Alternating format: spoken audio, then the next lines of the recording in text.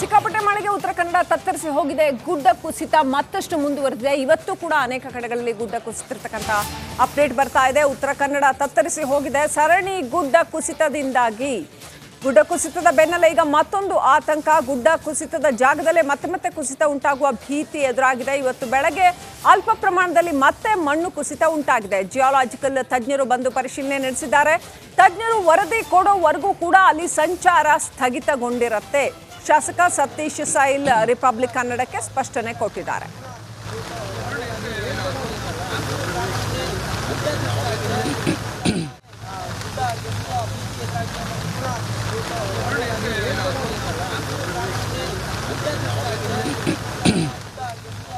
ಉತ್ತರ ಕನ್ನಡ ಜಿಲ್ಲೆಯಲ್ಲಿ ನಿರಂತರವಾಗಿ ಸುರಿತಾ ಇರುವಂತಹ ಧಾರಾಕಾರ ಮಳೆಯಿಂದಾಗಿ ಸಾಕಷ್ಟು ಸಮಸ್ಯೆಗಳು ಉಲ್ಬಣ ಆಗಿದೆ.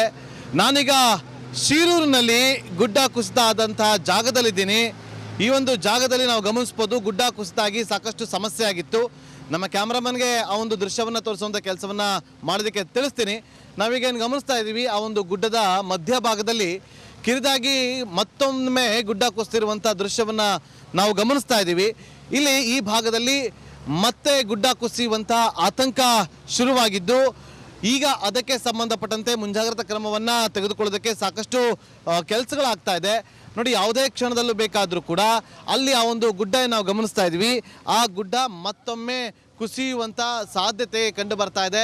ಕಾರಣ ಅಲ್ಲಿ ನೀರು ಕೂಡ ಸೋರ್ತಾ ಇರೋದನ್ನು ನಾವಿಲ್ಲಿ ಗಮನಿಸ್ಬೋದು. ಹಾಗಾಗಿ ಮತ್ತೊಮ್ಮೆ ಈ ಒಂದು ಗುಡ್ಡ ಕುಸಿಯುವಂಥ ಆತಂಕ ಎದುರಾಗಿದ್ದು, ಈ ಒಂದು ಗುಡ್ಡ ಕುಸಿಯುವಂಥ ಜಾಗದ ಪಕ್ಕದಲ್ಲಿ ಗಂಗಾವಳಿ ನದಿ ಇದೆ.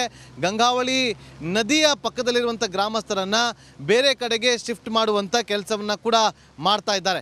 ಯಾವುದೇ ಕ್ಷಣದಲ್ಲೂ ಮತ್ತೊಮ್ಮೆ ಗುಡ್ಡ ಕುಸಿಯುವಂಥ ಆತಂಕ ಇದ್ದು, ರಿಪಬ್ಲಿಕ್ ಕನ್ನಡ ನಿರಂತರವಾಗಿ ಗ್ರೌಂಡಿಂದ ರಿಪೋರ್ಟ್ ಮಾಡುವಂಥ ಕೆಲಸವನ್ನು ಮಾಡ್ತಾ ಇದೆ. ಕ್ಯಾಮ್ರಾ ಪರ್ಸನ್ ರಾಕೇಶ್ ಜೊತೆ ನಾಗೇಂದ್ರ ಬಾಬು, ರಿಪಬ್ಲಿಕ್ ಕನ್ನಡ, ಉತ್ತರ ಕನ್ನಡ ಜಿಲ್ಲೆ. ನಿನ್ನೆ ಗುಡ್ಡ ಕುಸಿತ ಆಗಿತ್ತು. ಆ ಸಂದರ್ಭದಲ್ಲಿ ಗ್ಯಾಸ್ ಟ್ಯಾಂಕರ್ ಮೇಲೆ ಗುಡ್ಡ ಕುಸಿತ ಆಗಿತ್ತು. ಆ ಗ್ಯಾಸ್ ಟ್ಯಾಂಕರ್ ಹಾಗೆಯೇ ಮಣ್ಣಿನೊಂದಿಗೆ ಮೂವ್ ಆಗಿ ನದಿಗೆ ಬಿದ್ದಂತಹ ಒಂದು ಘಟನೆ ನಡೆದಿತ್ತು. ಆನಂತರ ಏನಾಯಿತು ಅನ್ನೋಂಥದ್ದು ಗೊತ್ತಿಲ್ಲ. ಗ್ಯಾಸ್ ಟ್ಯಾಂಕರ್ ಮೇಲೆ ಗುಡ್ಡ ಕುಸಿತದ ಘಟನೆಗೆ ಸಂಬಂಧಪಟ್ಟಂತೆ ಅಪ್ಡೇಟ್ ಬರ್ತಾ ಇದೆ. ಅಂಕೋಲಾದ ಸಗಡಕೇರಿಯಲ್ಲಿ ಗ್ಯಾಸ್ ಲೀಕ್ ಆಗ್ತಾ ಇದೆ ಅಂತ ಹೇಳಲಾಗ್ತಾ ಇದೆ. ನದಿಯಲ್ಲಿ ಗ್ಯಾಸ್ ಲೀಕ್ ಆಗ್ತಾ ಇರೋದ್ರಿಂದ ಅದನ್ನ ಇನ್ನಷ್ಟು ಬೇಗನೆ ತ್ವರಿತವಾಗಿ ಸಿಬ್ಬಂದಿ ಗ್ಯಾಸ್ ಲೀಕೇಜ್ ಕೂಡ ಮಾಡ್ತಾ ಇದ್ದಾರೆ. ಯಾಕಂತಂದ್ರೆ ಸುರಕ್ಷತಾ ದೃಷ್ಟಿಯಿಂದ ಕಾರ್ಯಾಚರಣೆ ನಡೆಸಲಾಗ್ತಾ ಇದೆ. ಹಾಗಾಗಿ ಯಾರು ಕೂಡ ಮನೆಯಲ್ಲಿ ಅಡಿಗೆ ಮಾಡಬಾರ್ದು, ಯಾವುದೇ ರೀತಿ ಬೆಂಕಿ ಹೊತ್ತಿಸಬಾರ್ದು ಅಂತ ಸ್ಥಳೀಯರಿಗೆ ಸೂಚನೆ ಕೊಡಲಾಗಿದೆ. ಊರು ಬಿಡಿ ಅಂತ ಕೂಡ ಸ್ಥಳೀಯರಿಗೆ ಸೂಚನೆ ಕೊಡಲಾಗಿದೆ. ಸಗಡಗೇರಿ ಗ್ರಾಮದ ಜನರಿಗೆ ಎಚ್ಚರಿಕೆ ಕೊಟ್ಟಿದ್ದಾರೆ. ಶಾಸಕ ಸತೀಶ್ ಸೈಲ್ ಭೇಟಿ ನೀಡಿ ಪರಿಶೀಲನೆ ಮಾಡಿದ್ದಾರೆ.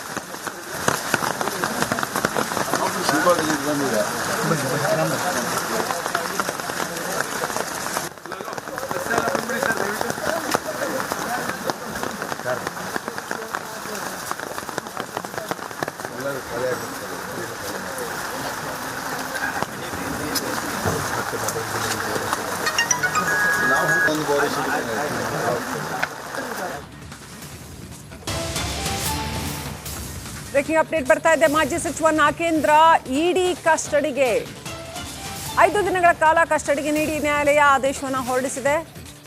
ಮಾಜಿ ಸಚಿವ ನಾಗೇಂದ್ರ ಇಡಿ ಕಸ್ಟಡಿ ಕಂಟಿನ್ಯೂ ಆಗಿದೆ. ಮುಂದಿನ 5 ದಿನಗಳ ಕಾಲ ಇಡಿ ನಾಗೇಂದ್ರ ಅವರನ್ನ ಕಸ್ಟಡಿಗೆ ಪಡೆದು ವಿಚಾರಣೆ ನಡೆಸಲಿದೆ.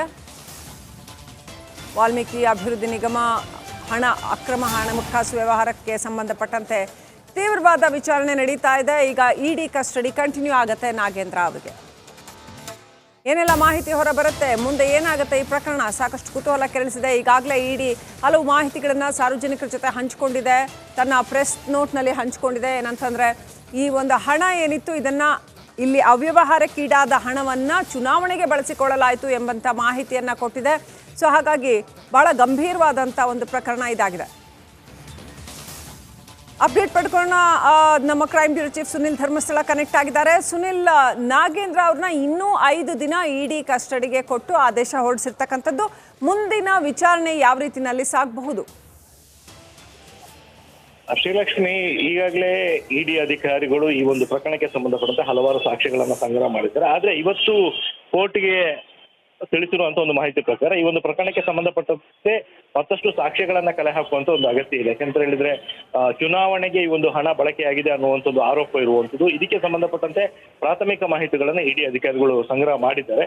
ಇದನ್ನ ಹೊರತುಪಡಿಸಿದ್ರೆ ಇನ್ನಷ್ಟು ಮಾಹಿತಿಗಳನ್ನ ಅಂದ್ರೆ ಯಾವ ಸೋರ್ಸ್ ಮೂಲಕ ಈ ಒಂದು ಹಣ ಹಂಚಿಕೆ ಆಗಿದೆ ಮತ್ತು ಮದ್ಯ ಖರೀದಿ ಮಾಡೋದಕ್ಕೆ ಇದನ್ನ ಬಳಕೆ ಮಾಡಲಾಗಿದೆ ಅನ್ನುವಂಥದಕ್ಕೆ ಸಂಬಂಧಪಟ್ಟಂತೆ ಹೆಚ್ಚಿನ ಮಾಹಿತಿಗಳು ಕಲೆ ಹಾಕಬೇಕಾದ್ದು.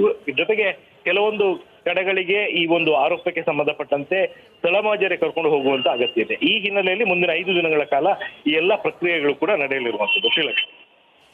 ರೈಟ್. ಇನ್ನೂ ಒಂದು ಆಶ್ಚರ್ಯ ಅಂತ ಹೇಳಕ್ಕಾಗಲ್ಲ, ಬದಲಾಗಿ ನಿರೀಕ್ಷಿತವೇ ಅಂತ ಹೇಳಬೇಕು. ಇಡಿ ದದ್ದಲ್ ಅವರನ್ನು ಕೂಡ ವಶಕ್ಕೆ ಪಡಿಬಹುದು ಅನ್ನುವಂಥದ್ದನ್ನ ಹೇಳಲಾಗ್ತಾ ಇದೆ. ಈಗಾಗಲೇ ವಿಚಾರಣೆ ನಡೆಸ್ತಾ ಇದೆ. ಸೊ ಇವರಿಬ್ಬರನ್ನು ಕೂಡ ವಶಕ್ಕೆ ಪಡೆಯುವಂಥ ಸಾಧ್ಯತೆಗಳು ಎಷ್ಟರ ಮಟ್ಟಿಗಿದೆ? ಇನ್ನೂ ಹೊಸ ವಿಚಾರಗಳು ಈ ಹಗರಣದಲ್ಲಿ ಇನ್ನಷ್ಟು ಇವರಿಬ್ಬರ ವಿಚಾರಣೆಯಿಂದ ಹೊರಬರಬಹುದಾ ಸುನಿಲ್? ಶ್ರೀಲಕ್ಷ್ಮಿ, ದದ್ದಲ್ ಅವರು ಇವತ್ತು ನೋಟಿಸ್ ಹಿನ್ನೆಲೆಯಲ್ಲಿ ವಿಚಾರಣೆಗೆ ಹಾಜರಾಗಿರುವಂಥದ್ದು. ಸದ್ಯಕ್ಕೆ ಇಡಿ ಅಧಿಕಾರಿಗಳು ವಿಚಾರಣೆಯನ್ನ ನಡೆಸ್ತಾ ಇದ್ದಾರೆ. ಅವ್ರನ್ನ ವಶಕ್ಕೆ ಪಡಿತಾರಾ ಅಥವಾ ಅರೆಸ್ಟ್ ಮಾಡ್ತಾರಾ ಅನ್ನುವಂಥದ್ದು ತನಿಖಾಧಿಕಾರಿಗಳ ಮೇಲೆ ಡಿಪೆಂಡ್ ಆಗಿರುವಂಥದ್ದು. ಒಂದು ವೇಳೆ ಅವರು ತನಿಖೆಗೆ ಏನಾದರೂ ಸಹಕರಿಸ್ತಿಲ್ಲ ಅನ್ನುವಂಥದ್ದು ಏನಾದರೂ ಕಂಡು ಬಂದ್ರೆ ಆಗ ಮಾತ್ರ ವಶಕ್ಕೆ ಪಡ್ಕೊಳ್ಳುವಂಥದ್ದು ಅಥವಾ ವಿಚಾರಣೆ ನಡೆಸುವಂತ ಸಾಧ್ಯತೆ ಇರುತ್ತೆ. ಓಕೆ, ಥ್ಯಾಂಕ್ ಯು ಸುನಿಲ್ ಡೀಟೇಲ್ಸ್ಗಾಗಿ. ಜುಲೈ 22ರವರೆಗೂ ಕೂಡ ಕಸ್ಟಡಿಗೆ ನೀಡಿ ಆದೇಶವನ್ನು ಹೊರಡಿಸಲಾಗಿದೆ. ಮುಂದಿನ 5 ದಿನಗಳ ಕಾಲ ನಾಗೇಂದ್ರ ಇಡಿ ಕಸ್ಟಡಿಯಲ್ಲಿ ಇರ್ತಾರೆ. ಎನ್ಫೋರ್ಸ್ಮೆಂಟ್ ಡೈರೆಕ್ಟರೇಟ್ ಅಧಿಕಾರಿಗಳು ಯಾವೆಲ್ಲ ನಿಟ್ಟಿನಲ್ಲಿ ತನಿಖೆಯನ್ನು ನಡೆಸಲಿದ್ದಾರೆ ಕಾದು ನೋಡಬೇಕಾಗಿದೆ. ಯಾಕಂತಂದ್ರೆ ಈಗ ಆಲ್ರೆಡಿ ಹಲವು ಮಾಹಿತಿಯನ್ನು ಹಂಚಿಕೊಳ್ತಾ ಇದ್ದಾರೆ. ಏನಂತಂದ್ರೆ ಇವರಿಬ್ಬರ ಪಾತ್ರ ಇದೆ, ವಾಲ್ಮೀಕಿ ಅಭಿವೃದ್ಧಿ ನಿಗಮ ಹಗರಣದಲ್ಲಿ ಇವರಿಬ್ಬರ ಪಾತ್ರ ಇದೆ ಅನ್ನುವಂಥದ್ರ ಕುರಿತಾಗಿ ಸಾಕಷ್ಟು ಪ್ರಮುಖ ಮಾಹಿತಿಯನ್ನು ಇಡಿ ಹೊರತೆಗಿತಾ ಇದೆ.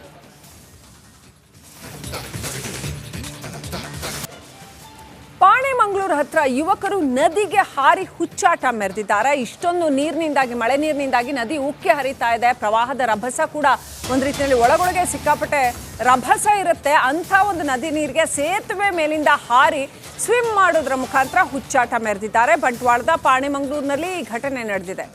ಸೇತುವೆಯಿಂದ ನೇತ್ರಾವತಿ ನದಿಗೆ ಧುಮುಕ್ತಾರೆ ಯುವಕರು. ಉಕ್ಕಿ ಹರಿಯೋ ನದಿ ನೀರಿನಲ್ಲಿ ಹುಚ್ಚು ಸಾಹಸ ಮಾಡೋದಕ್ಕೆ ಹೊರಟಿದ್ದಾರೆ.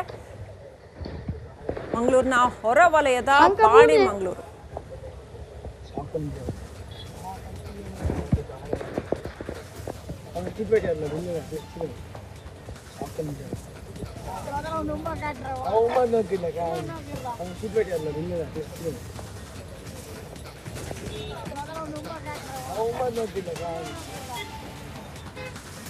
ನೋಡಿ ಸೇತುವೆ ಮೇಲೆ ಹತ್ತಿ ನಿಂತ್ಕೊಂಡು ಅಲ್ಲಿಂದ ನದಿಗೆ ಧುಮುಕೋ ಅಂತ ಹುಚ್ಚಾಟ. ಅದರಲ್ಲೂ ಇಂಥ ಮಳೆ ನೀರಿನಿಂದ ತುಂಬಿ ಉಕ್ಕಿ ಹರಿತಾ ಇರುವಂತಹ ನದಿಗೆ ಧುಮುಕುವಂಥ ಹುಚ್ಚಾಟನ ಮಾಡ್ತಾ ಇದ್ದಾರೆ. ಇದು ಜೀವಕ್ಕೆ ಎರವಾಗುವಂಥ ಹುಚ್ಚಾಟ. ಅಲ್ಲಿ ಸೇತುವೆ ಮೇಲಿಂದ ಕೆಳಗಡೆ ಹಾರಿ ಅಲ್ಲಿಂದ ಈಜ್ಕೊಂಡು ಹೋಗುವಂಥದ್ದು. ಏನಾದರೂ ಬಂಡೆ ಕಲ್ಲಿಗೆ ತಲೆ ಬಡಿದ್ರೆ ಮುಗಿತು ಕತೆ. ಅಷ್ಟೇ ಅಲ್ಲ, ನೀರಿನ ರಭಸ ಸಿಕ್ಕಾಪಟ್ಟೆ ಜಾಸ್ತಿ ಇರುತ್ತೆ.